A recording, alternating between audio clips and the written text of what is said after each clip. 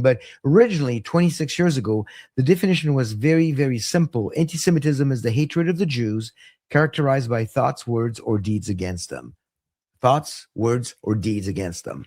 And then I realized, I can't tell you exactly if it was a year later, 3 years later, but as it progressed, I realized it's not just the Jews. It's definitely the Jews and Israel, not just the Jews in the diaspora, but it's also anything connected to Israel. So I had to add, so I said it was anti-Semitism and hatred of the Jews or Israel, characterized by thoughts, words, or deeds against them.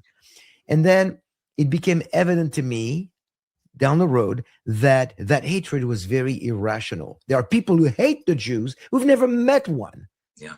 And so I thought, okay, I have to make sure people understand that this hatred of the Jew is completely irrational. It makes no sense at all. It's not based on truth. It's not based on fact. It's not based on anything but something else. And so I added anti-Semitism as the irrational hatred of Jews or Israel. And then I realized, here's another aspect that I need to also make clear. It is irrational because it's satanic. And that brings the biblical connection to the definition. So it's anti-Semitism as the irrational and satanic hatred of the Jews in Israel, characterized blah, blah, blah, blah, blah.